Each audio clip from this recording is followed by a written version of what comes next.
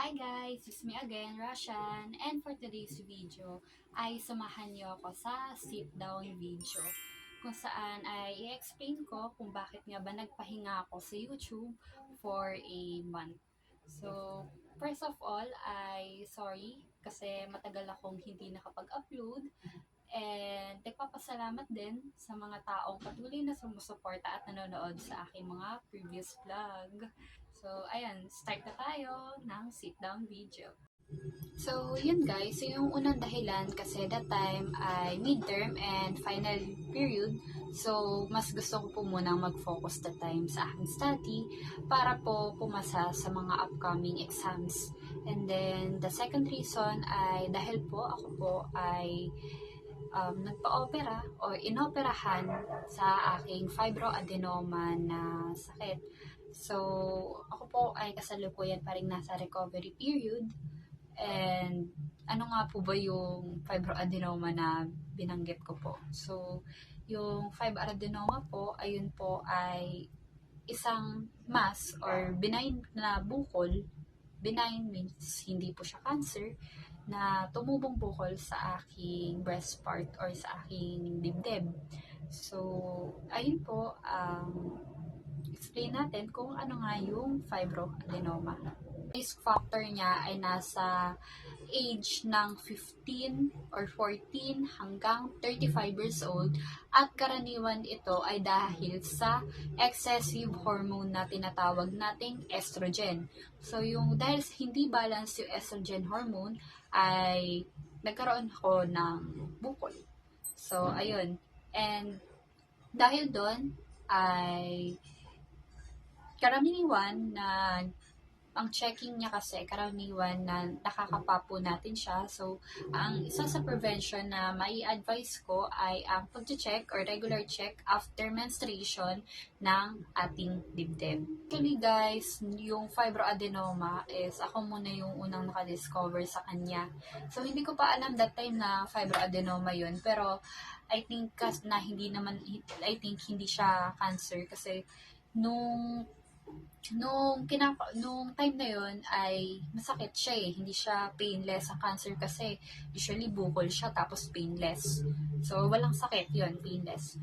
And after nun siguro mga ilang days or week din ata, nagpa-consult na agad ako sa aking OB. So, Monday, that time is Monday, ay nagpa-check ako sa OB sa isang private clinic dito sa Taytay.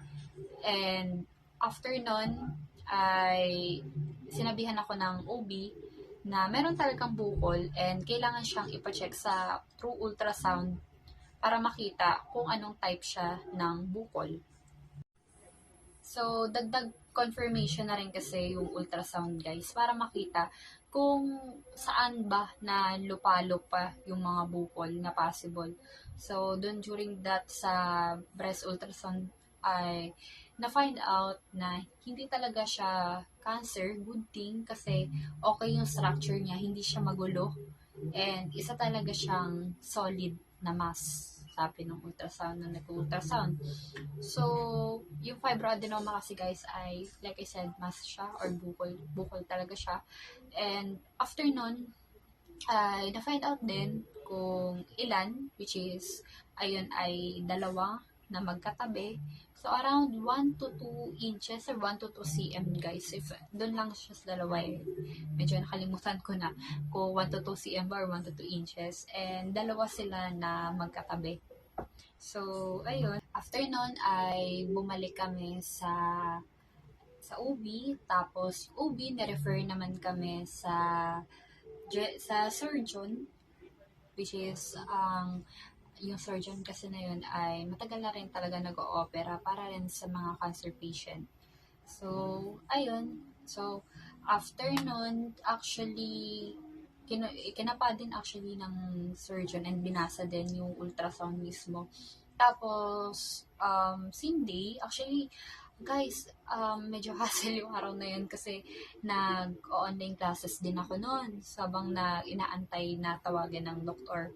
So, After nun guys, ay sinibisi na agad ako, CBC, kinuhanan agad ako ng dugo para hindi na siya magiging abala pa sa mismong day ng surgery. And then, next, ginawa, nung Tuesday, bale, ang nilakad naman namin ng father ko is yung PhilHealth. So, malaki rin kasing tulong talaga guys. Kaya mababawasan yung medical bills natin ng PhilHealth. So, ayun, Tuesday, again, hindi ako nakapasok that time kasi nag-ayos kami nung sa PhilHealth, and then after nun is Wednesday or Thursday, actually, Wednesday or Thursday, mga around ganyan, ako po ay naoperahan na. So, around 8 a.m. ako ay naoperahan na eh. Pinaoperahan ako ng 8 a.m. Tapos, before nun, actually, ako rin yung nag-fill up, ganyan. Pasyente na siya po yung nag-fill up po. And then, 8 a.m. yun, nung inoperahan nga ako again.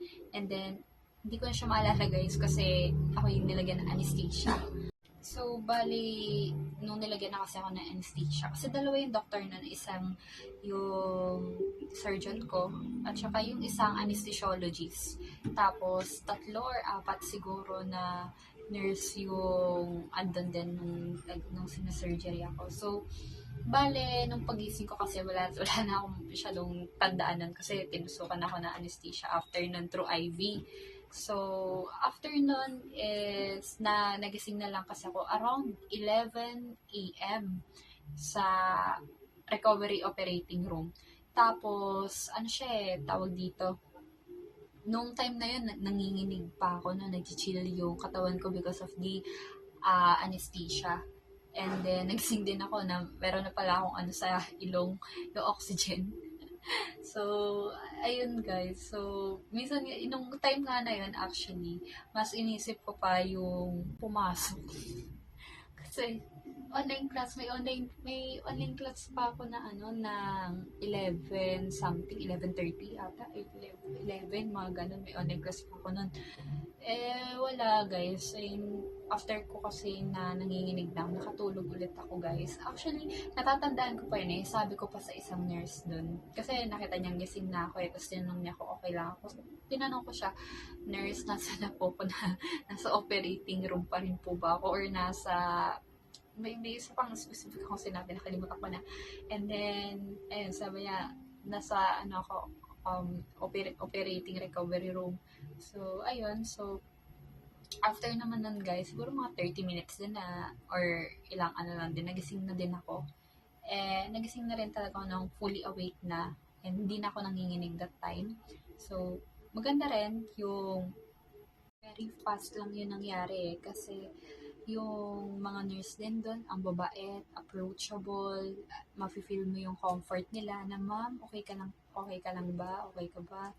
Ganon. And, nung tinusukan din kasi ako ng swero, guys, ay nandilim yung paningin ko. Pero, maybe dahil sa kinabahan, or di ko alam. Pero, alam mo yun, yung alaga mismo ng nurse sa'yo, na may respond talaga silang ginawa sa akin. It's a very good thing. And thank you sa comfort during that time. Kasi guys, yung parents mo yan, or yung mga relatives mo yan, nasa labas lang yan ng OR. So, ayun. And then, after nung billing, ay umuwi na rin kami, and natulog ulit ako guys, kasi natulog kasi ako kasi pagod pa. Bali, after ngayon ay nasa recovery period pa rin ako, wala na rin ako nakakapa. And yung redness, tapos yung discharge, and then yung mainit, nasasabi nila, awa ng Diyos, wala naman. Pero may maga pa rin siya guys, may maga pa rin siya kasi yung sa opera mismo. Pero wala na yung parehas dati, nakala ko talaga parang may another bukol na naman. So, ayun guys, and then yung healing ko is hanggang ngayon tuloy-tuloy na. So, actually guys, ang isa rin sa prevention na ginawa ko ay inayos ko yung mga food, lalo na yung mga processed food, and yung mga unhealthy habits na ginagawa ko before. Kasi grabe talaga yung caffeine or yung coffee ko before. Nakikita niyo naman siguro yun sa mga vlog no, na puro tayo nasa coffee. So, always remember guys na health is wealth. So hindi lang natin ginagawa ang mga bagay na to para dahil sa meron na tayong sakit. Tandaan natin na prevention is better than cure.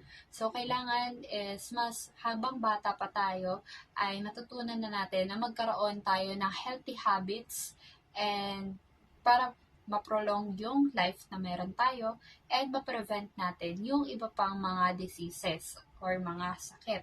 So, kapag alam naman natin na may risk factor na tayo, ay mas maganda kung yung mga bagay na unhealthy ay kung kinakailangan ay bawasan or iwasan natin. So, ayun guys. So, aside from that, sa aking journey ay sa fibroadenoma ay may bago naman ako mas maganda naman na sasabihin sa inyo panibagong journey. Kung may Orange app kayo guys or Charmaine app, kung may Shopee account kayo guys ay makikisuyo ko na pakifollow ako sa aking Shopee app. So, ako po ay nag-try na mag-affiliate sa Orange app. So, kindly follow here. Ayan. And kapag may mga gusto po kayo product, ay tingin lang po kayo sa aking shop. So, ayun lang guys. Thank you for watching. Bye-bye! See you sa next vlog!